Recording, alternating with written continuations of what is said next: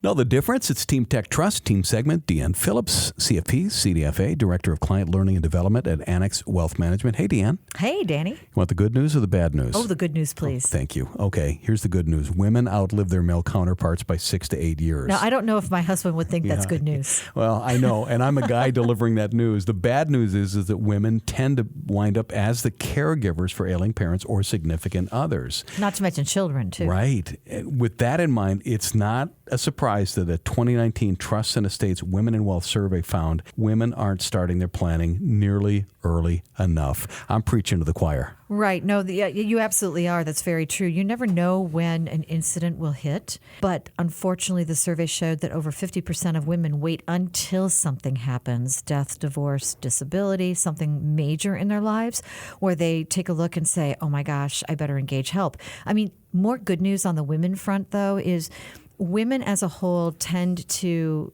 be more comfortable initially asking for help.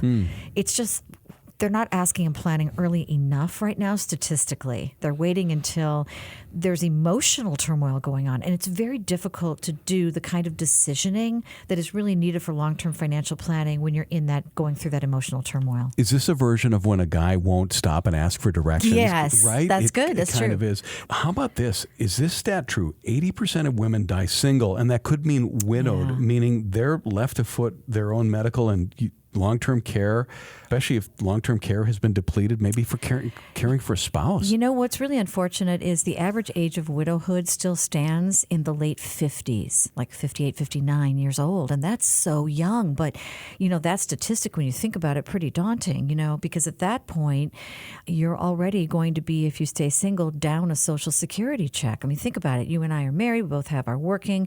By the time we have that retirement together, we've got double the Social Security income at least coming in. So there definitely needs to be contingency planning that happens kind of to get women prepared for this outlivingness way before they're 50 years old. Now, if you're listening out there and like me, you say, whoops, I missed that target. What do I do? It's never too late to start.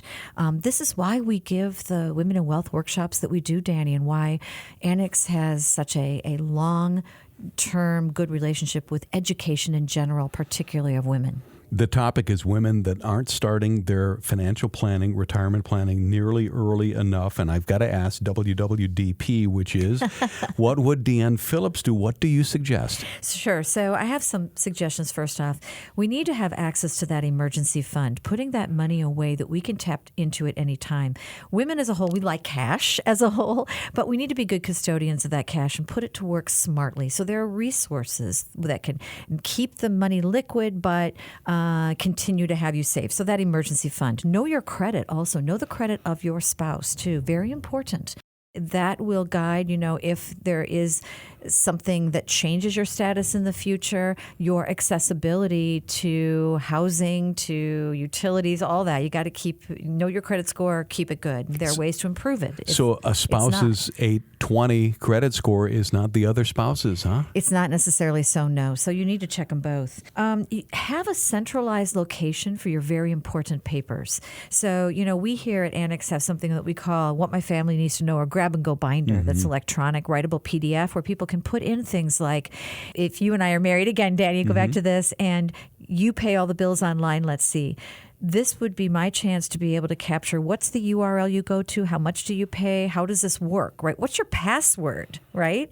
What's your username when you log in? These are really important things, but a lot of times one spouse takes care of the budgeting, the other might take care of the investments, and this is just a chance before tragedy or before a life-changing thing to coordinate those efforts. And it's not too late, right? If somebody needs, reach out to your financial planner, establish a relationship with a good fiduciary, for sure, like Annex Wealth Management, and get that stuff in place and in order, because it's super duper important. That's really important. So we're not going to sit there and say, wow, there's somebody who's fearful in front of us, let's sell them a product against that. We as a fiduciary are not going to push a product. We're going to do comprehensive financial planning for you and partner with you in your success and make sure that your ducks are in a row for things. Deanne Phillips, CFP, CDFA, and Director of Client Learning and Development at Annex Wealth Management. Thanks for your time. Hey, thanks for having me.